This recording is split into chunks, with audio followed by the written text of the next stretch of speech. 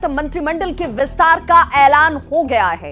तारीख और समय सब कुछ तय है, लेकिन चेहरे पर सियासी सस्पेंस अब भी बरकरार है। कैसी होगी सीएम हेमंत की नई टीम और किन चेहरों को मिल सकती है जगह, देखिए हमारे इस रिपोर्ट के जरिए।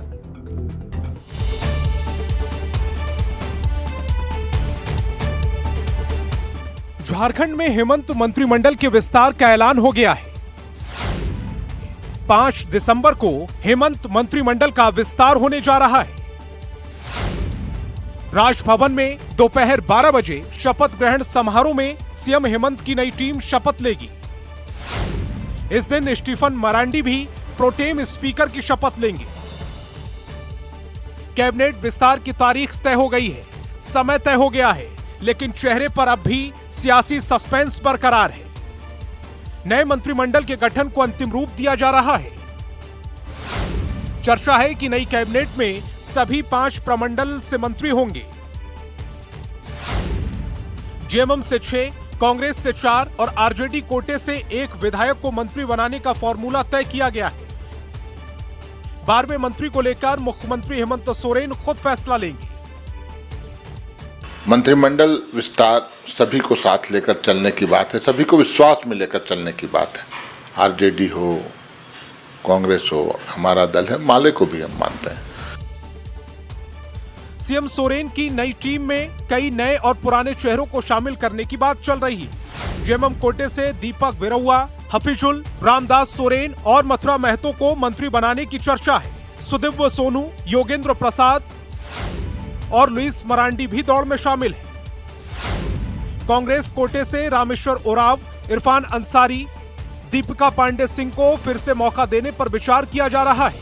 प्रदीप यादव, अनूप सिंह, शिल्पी नेहा तिर्की और नमद विक्सल कोंगाड़ी के नाम की चर्चा चल रही है। जबकि आरजेडी कोटे से सुरेश पासवान या संजय प्रसाद यादव को मंत्री बनाने की बात चल रही है। क्षेत्रीय गुणा गणित के साथ साथ जाति धर्म के फैक्टर को लेकर भी लॉबिंग तेज है। पिछली बार 2019 में जेएमएम से 5, कांग्रेस से 4, आरजेडी कोटे से 1 मंत्री बनाया गया था, जबकि 1 मंत्री पद खाली रखा गया था। इस बार देखना होगा कि कौन से मंत्री रिपीट होते हैं और किन नए चेहरों को हेमंत कैबिनेट में जगह मिलती है।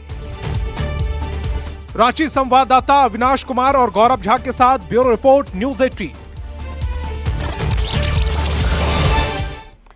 तो 5 दिसंबर को झारखंड में हेमंत सोरेन सरकार के मंत्रिमंडल का विस्तार होगा। मंत्रिमंडल के विस्तार की तारीख तय होने के साथ राजनीतिक हलचल भी अब तेज हो चुकी है।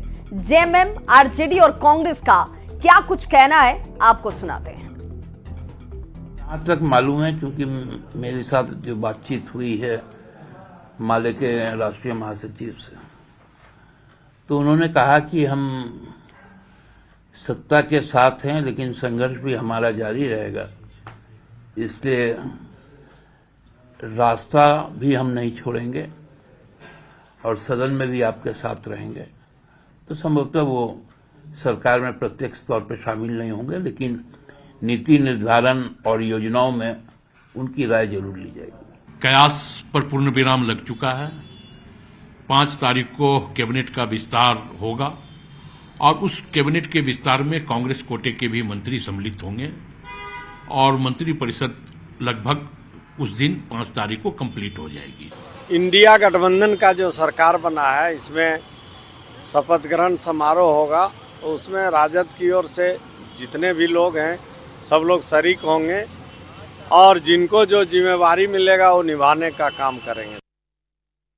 और अब बात झारखंड में आलू किल्लत की। तो झारखंड में आलू की कीमत और किल्लत पर बवाल मचा है। पश्चिम बंगाल से आलू नहीं आने की वजह से दाम लगातार बढ़ रहे हैं, जिससे आम जनता की जेब पर इसका बोझ है। हेमंत सरकार बातचीत का आश्वासन दे रही है और उधर है ममता बनर्जी के तेवर नरम पड़ते नजर नहीं आ रहे।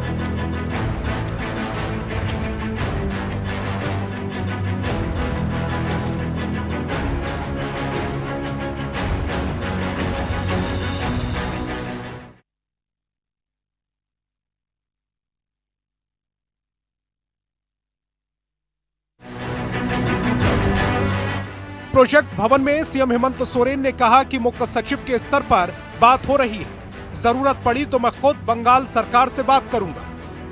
पर ममता बनर्जी हैं कि रुकने का नाम नहीं ले रही। सोमवार को ममता बनर्जी ने विधानसभा में आलू की किल्लत और बढ़ती कीमतों का मुद्दा उठाया और कहा कि फिलहाल आलू का अंतर्राज्यीय व्यापार पर रोक जारी रहेगी। बंगाल सरकार और मुख्यमंत्री कार्यालय को अंधेरे में रखकर आलू प्याज दूसरे राज्यों में भेजा जा रहा है। मुनाफाखोरों की वजह से राज्य में आलू की किल्लत है। आलू प्याज दूसरे राज्यों में भेजे जाने से पहले बंगाल को प्राथमिकता दी जाए। ममता बनर्जी की नाराजगी के कारण झारखंड में आलू की कीमत बढ़ती जा रही है। आम आदमी की जेब पर असर पड़ रहा है। मंगलवार को मामले की गूंज संसद में सुनाई दी। हजारीबाग से बीजेपी सांसद मनीष जायसवाल ने लोकसभा में इस मुद्दे को उठाया और कहा कि बंगाल सरकार की नीतियों के कारण झारखंड में आलू की कीमतों में अप्रत्याशित वृद्धि हो रही है। ये जो इंटर स्टेट ट्रेड है और अगर उत्पादन कम है तो जो प्राइस का जो संतुलन है वो पूरे देश में एक बराबर बना रहे, इसके लिए केंद्र का हस्तक्षेप जरूरी हो गया। अध्यक्ष महोदय, एक ओर हेमंत सरकार बातचीत का भरोसा दे रही है तो दूसरी ओर बंगाल सरकार ने टास्क फोर्स को दूसरे राज्यों में भेजे जा रहे आलू पर नजर रखने के निर्देश दिए। लिहाजा ये देखना होगा कि आलू पर सियासी संग्राम कब थमता है और कब लोगों को राहत मिलती है। रांची संवाददाता गौरव झा के साथ ब्यूरो रिपोर्ट, न्यूज़ 18। और बड़ी खबर रांची से, जहां पर पूर्व मंत्री आलमगीर आलम को एक बड़ा झटका लगा है। आलमगीर आलम की जमानत याचिका खारिज हो गई है। आलमगीर आलम की याचिका पर कल पूरी हुई थी सुनवाई और इंतजार था कि शायद राहत मिल जाए, लेकिन ऐसा कुछ हुआ नहीं। रांची की विशेष अदालत ने आज फैसले को सुनाया। मनी लॉन्ड्रिंग केस में आलमगीर आलम, आपको बताते चले, इस वक्त जेल में हैं और जिस जमानत की उम्मीद वो रखे हुए थे वहां उन्हें बड़ा झटका लगा है।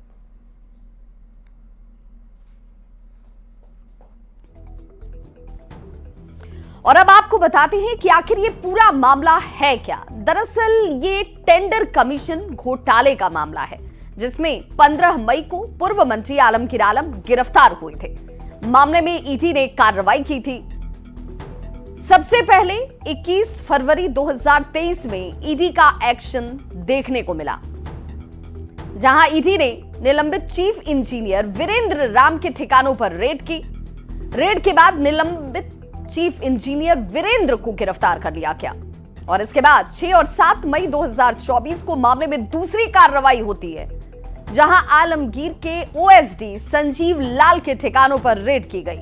ओएसडी के नौकर जहांगीर के ठिकाने पर रेड होती है और जहांगीर के ठिकाने से ही 32 करोड़ रुपए कैश बरामद हुए, जिसके बाद पूर्व मंत्री आलमगीर आलम रडार पर आ गए। 2 दिनों तक आलमगीर आलम से पूछताछ होती है और 15 मई को पूर्व मंत्री आलमगीर आलम को गिरफ्तार कर लिया गया। ईडी ने टेंडर कमीशन घोटाले में उन्हें अरेस्ट किया है।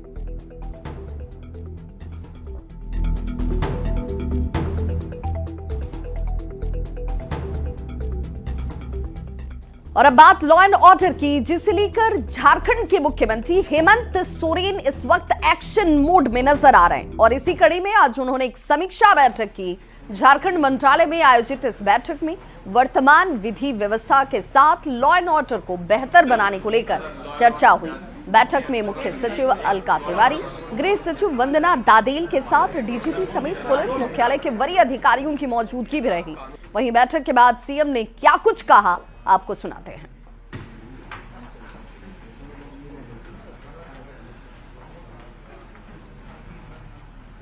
राज्य में पुलिसिंग व्यवस्था कैसी है, कैसी होनी चाहिए, क्या क्या काम इनके जिम्मे है, उस काम को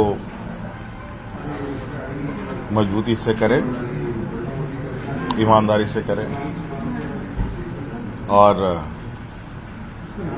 राज्य की जनता की जो सेवा की जिम्मेवारी है उस जिम्मेवारी का निर्वहन करें। भारत के प्रथम राष्ट्रपति देश रत्न डॉक्टर राजेंद्र प्रसाद की 140वीं जयंती के मौके पर उन्हें याद किया गया। राजेंद्र चौक के पास उनकी प्रतिमा स्थल पर आयोजित राजकीय समारोह में राज्यपाल संतोष कुमार गंगवार और सीएम हेमंत सोरेन ने उन्हें नमन किया और उनकी प्रतिमा पर माल्यार्पण कर उन्हें श्रद्धांजलि अर्पित की।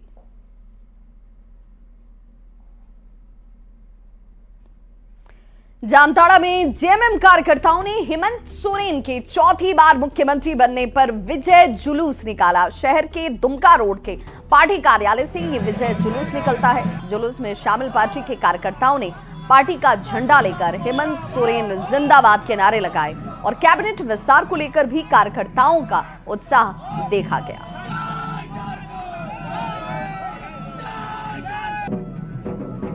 तो बहुत कुछ कर रहे हैं, उनके कहने से कुछ नहीं। भाजपा जो केंद्र सरकार जो हमारा इतना बड़ा रकम जो रॉयल्टी का है 136 तो इनको रिलीज कर देना तो पूरा झारखंड में इस तरह का 50 साल कंटिन्यू 2500 नहीं 5000 करके मैया सम्मान योजना दिया जा सकता है। हेमंत बाबू दूसरे बार 5 साल के लिए फिर झारखंड सरकार में अपना सरकार बना ली और उसी खुशी में हम लोग महिला समेत गाजा बाजे के साथ बमबाजी करके खुशी मनाए। दूसरी खुशी और मनाने वाले हैं जब हमारे यहाँ के विधायक मंत्री बन के आएंगे। और चलिए आपको हजारीबाग लेकर चलते हैं, जहां कांग्रेस नेता और कटिमदाग पंचायत के पूर्व मुखिया उदय साव की गोली मारकर हत्या कर दी गई। वारदात से शहर में सनसनी मच गई है। सूचना मिलने के बाद बीजेपी विधायक प्रदीप प्रसाद अस्पताल पहुंचे और उनके परिजनों से जाकर मुलाकात की, उन्हें ढांढस बंधाया। इस दौरान उनके साथ विधानसभा में उनके प्रतिद्वंदी कांग्रेस नेता मुन्ना सिंह भी मौजूद रहे। कहां से इतने अपराधी आ गए, सोचने का बात है। अगर इस तरह का काम अगर नहीं पकड़ा गया, सब मामले का खुलासा नहीं किया गया तो निश्चित तौर पे हम लोग सड़क पे उतरेंगे। अभी तक हम लोग प्रशासन का सहयोग कर रहे हैं। अगर मामले का उद्भेदन नहीं हुआ, अगर सप्ताह दिन के अंदर ही मामले का उद्भेदन नहीं हुआ तो हम लोग सड़क से लेकर सदन तक उतरेंगे। हजारीबाग के सामुदायिक स्वास्थ्य केंद्र चुरचू में स्थानीय लोगों ने धरना देते हुए अस्पताल में ताला बंद कर दिया। हंगामे की वजह से अस्पताल में व्यवस्था पूरी तरह से ठप नजर आई। लोगों ने अस्पताल में डॉक्टर और स्वास्थ्य सुविधा को नियमित रूप से नहीं मिलने का आरोप लगाते हुए कर्मचारियों पर दुर्व्यवहार करने का भी आरोप लगाया। तुरंत सामुदायिक स्वास्थ्य केंद्र में नियमित रूप से डॉक्टर की मौजूदगी हो, एम्बुलेंस के अलावा मूलभूत सुविधाएं उपलब्ध करवाई जाएं, इसकी मांग करते हुए लोग नजर आए।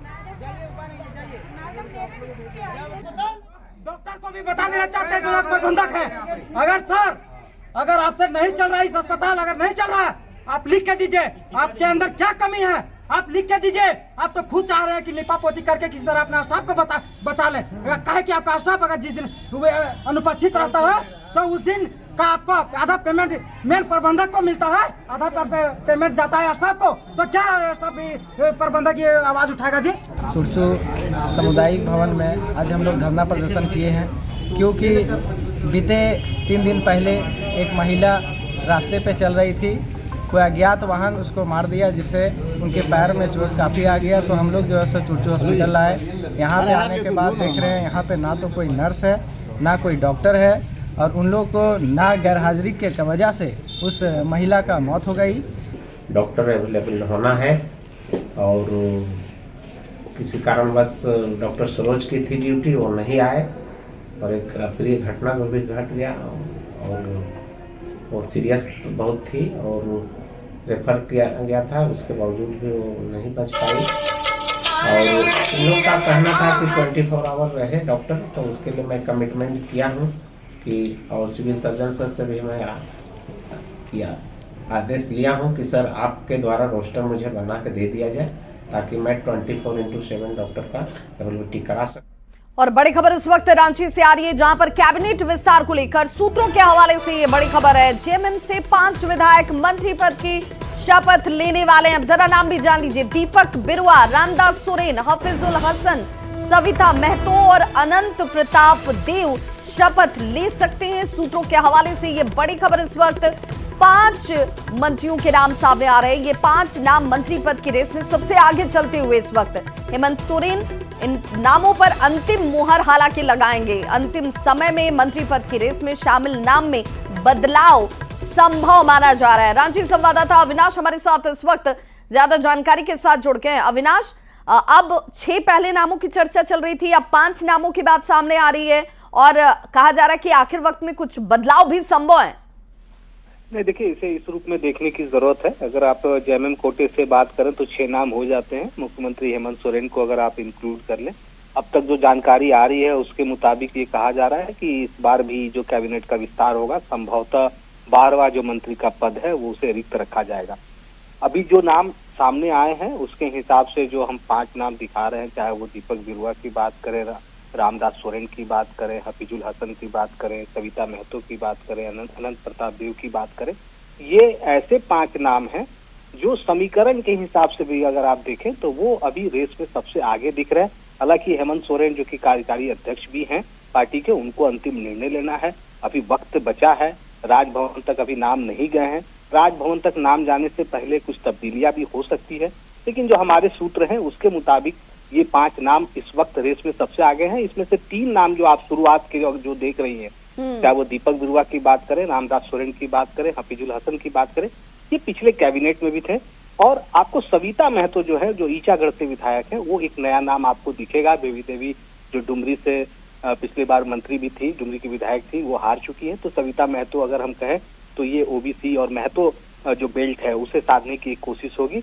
और अनंत प्रताप देव जो कि भवनाथपुर से चुनाव जीत कर आए हैं, और पिछली बार आपको याद है कि पलामू प्रमंडल में मिथिलेश ठाकुर जो कि गढ़वा से मंत्री भी थे, वो इस बार चुनाव हारे। तो ये एक समीकरण के हिसाब से भी अगर हम बात करें तो उसे साधने की कोशिश बिल्कुल। तो इन 5 नामों में समीकरण का ध्यान जरूर रखा गया है, ये मानकर चला जा रहा है। और संभवतः अब देखना होगा कि नामों पर जब मोहर लगती है मुख्यमंत्री हेमंत सोरेन की तरफ से, तो क्या यही नाम आखिर तक रहते हैं। बहुत बहुत शुक्रिया तमाम जानकारी के लिए अविनाश।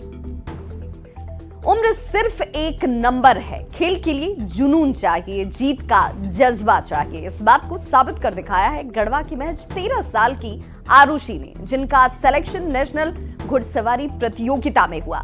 आरुषि ने प्रदेश का नाम रोशन कर दिया है।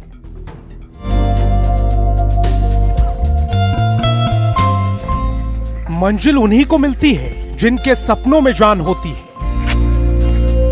पंखों से कुछ नहीं होता, हौसलों से उड़ान होती है। इन लाइनों को सही साबित किया है गढ़वा जिले के नगर ओटारी प्रखंड की इस बिटिया ने।